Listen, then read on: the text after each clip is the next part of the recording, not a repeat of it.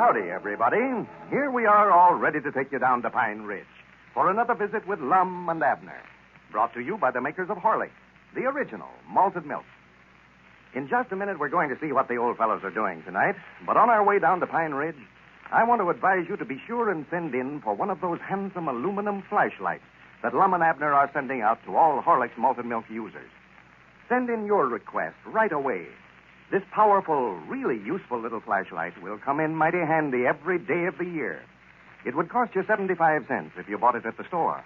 But here's how you can get it with the compliments of Lum and Abner. Send in the wrapper from a package of Horlicks malted milk powder. You may use the wrapper from any size package, but it must be from a package of Horlicks malted milk powder. Wrappers from Horlicks tablets are not eligible. Well, write your name and your address on the back of this wrapper and enclose 10 cents, which is only to cover the cost of mailing and packing your flashlight. Then, mail your wrapper and dime to Lum and Abner, care of the station to which you are listening. Now, that's simple enough, isn't it? And that's all you have to do to get one of these handsome aluminum pocket-sized flashlights, complete with bulb and battery. Send in your request tonight, folks. Lum and Abner want to hear from every single one of their many friends. And I'm sure that those friends will gladly take advantage of this chance to express appreciation of Lum and Abner and their sponsor, the makers of Horlicks. And now, let's see what's happening down in Pine Ridge. Yeah, there's been nothing but trouble ever since Lum sent Abner's pictures out to the lady applicants at the Pine Ridge Matrimonial Bureau. The latest development is that Abner's wife, Elizabeth, thinking that her husband has really been seriously hurt, put in a claim for damages on an accident insurance policy that he had. Well, as we look in on Pine Ridge today, we find Lum and Abner down at the empty store building, which is being used for headquarters for their matrimonial bureau. The old fellows are very much concerned about the predicament in which they now find themselves. Listen. Oh, it just got me worried to death. I don't know what to do. Well, Abner, you can't go ahead and collect damages from the insurance company when you weren't even in no automobile accident. Well, what am I going to tell them? That adjustment feller's supposed to be out here tomorrow to settle it. I don't know, but I know if you go ahead and collect damages from them, it's obtaining false money under pretense. Yeah. Oh, my goodness. Oh, me. How come Elizabeth to call up the insurance company in the first place? Why, she just happened to run across that accident policy over at the house yesterday, so she just telephoned them right up and told them that I'd been hurt, had both arms broke, and wanted a settlement. She thought that I'd forgot about having a policy. Maybe we could just explain to that adjustment feller that you weren't sure enough hurt and ask him not to tell Elizabeth nothing about it. Yeah, but she'd find out something was wrong, Lum, if they never paid me something. 2 broke arms, why, they'd have to give me something. She'd just about go in there and tear the place up if they never paid me nothing, and then they'd have to tell her. Granny, this is getting more complicated all the time. Can't tell Elizabeth now. Oh, no, I'd rather go to the penitentiary and have her find out that accident of mine was a fake. Oh, yeah. Looks like you can get yourself into more trouble than Area 1 human I ever seen. I spend half my time getting you out of scrapes. Well, if I never followed your advice, I wouldn't get him in the first place. This whole business started when you sent them pictures of me out to women that wrote into the matrimonial bureau for a husband. Well, I never had no ideas that one woman was going to fall in love with your picture and come down here to see you, though. Well, I never neither, but she did.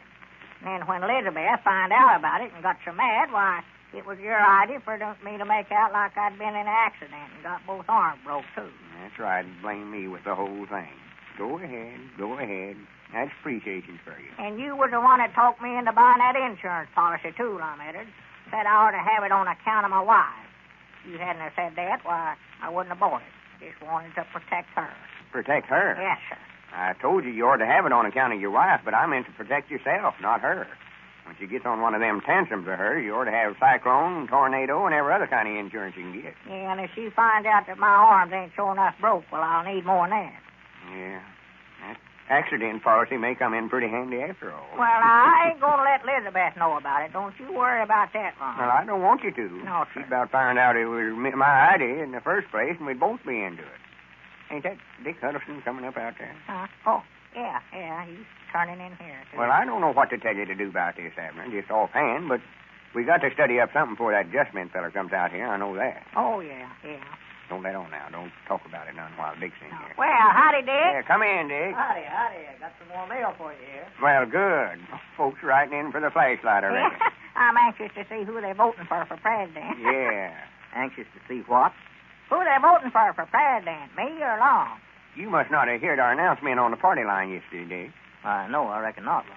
Well, see, me and Abner got in a sort of argument here yesterday about which one of us is going to be president of our Jot Em Down store when we get it opened up again, so we just decided to let the folks out on the party line do the electing. Yeah, we told them that when they sent in for these flashlights that we're giving away, that they could just write on the back of the wrapper which one of us that they wanted to have office. Yeah. Well, won't that sort of complicate matters? Oh, no. They have to write their name and address on the back of the wrapper anyhow. Won't be no trouble to write mine or Abner's name on there, too. What if they don't want either one of you to hold the office? Well, they don't have to vote on it. Oh, no. It don't make no difference to them. They don't have to say one way or the other. No. It ain't got nothing to do with us giving away the flashlights. Just a sort of a contest. Me and Abner's running on the side place ourselves. Yeah. Well, that's a fair way to decide on which one of you is to be the president, all right.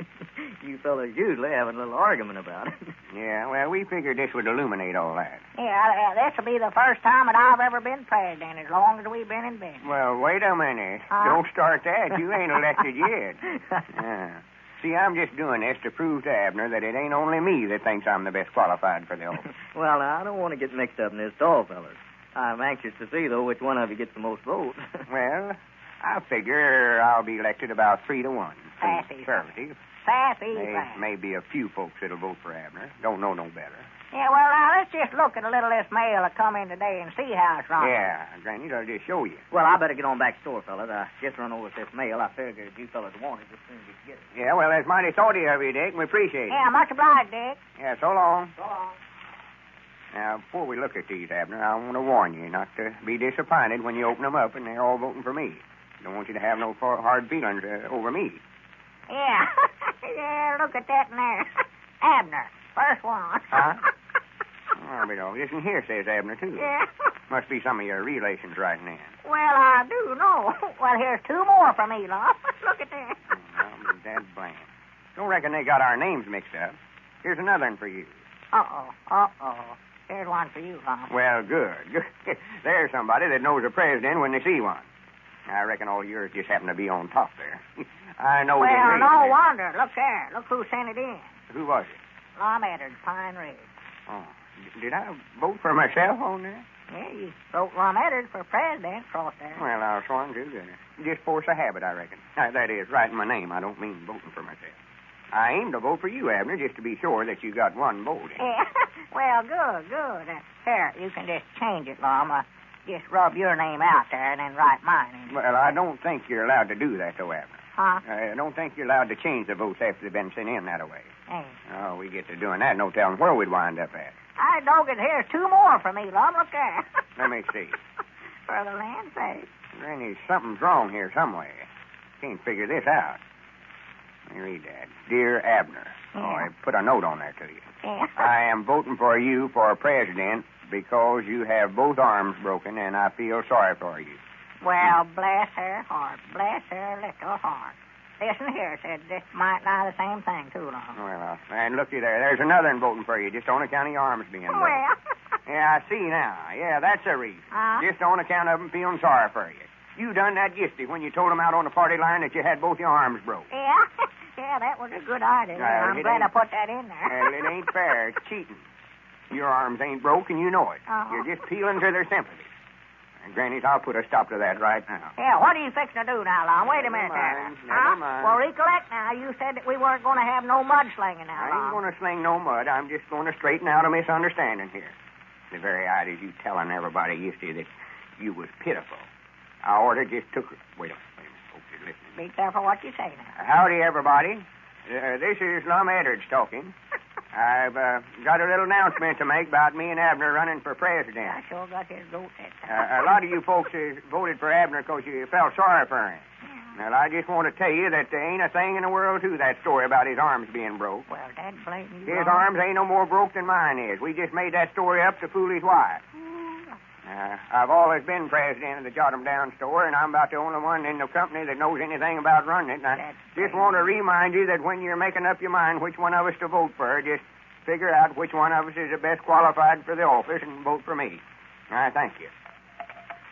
Granny, that ought to hold you. I'd be shamed to death if I was you, Lum. Claiming your arms was broke just to get votes. Of all the unfair methods You're just mad because everybody's voting for me. That's the whole trouble, Lum Eddard, and you know it. Well, I put a stop to it, I know that. I'll bet you don't get a vote tomorrow. Blame your ornery hide. They'll see what underhanded methods you've been using, and they'll ever one turn against you. Yeah, I think that's our ring there, Lum. Yeah. More than likely somebody call me up, thank me for exposing you. Honest thing I ever heard of. Hello? This is Lum Eddard talking. I hope they bought him out. Who? Well, wait a minute. Hold on. Huh? Yeah, but, well, yeah, that was just a joke. What's that? Well, I never meant... Yeah, well, here, you talk to him about it. Here, get up here, Abner. Who is it? It's your wife, Elizabeth. She was listening on the party line a while ago and heard me tell everybody that your arms ain't sure enough broke, and she's just a-burning that telephone up. Well, it looks like Lum has bungled things now, sure enough. Perhaps some of you haven't sent in for a flashlight because you already have one in your house. Well, if I were you, I'd send in and get one of these little fountain pen-sized flashlights, too. These are such handy things, about the size of a fountain pen, you know, and easy to carry around in a coat or vest pocket. For all their compactness, though, these little flashlights are amazingly powerful, really serviceable. It's the same kind of flashlight that costs 75 cents in the stores. But here's how you can get one with the compliments of Lum and Abner. Send in the wrapper from a package of Horlick's malted milk powder. Now, your wrapper may be from any size package, but it must be from a Horlick's malted milk powder package. Wrappers, from Horlick's tablets are not eligible. Write your name and your address on the back of the wrapper and enclose 10 cents to cover the cost of packing and mailing your flashlight. Then, mail your wrapper with your name and address and the dime to Lum and Abner, care of the station to which you are listening.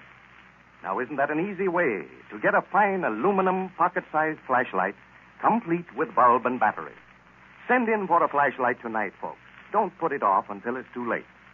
If you don't have a package of Horlick's malted milk in your home now, you can get it in either natural or chocolate flavor at your druggist.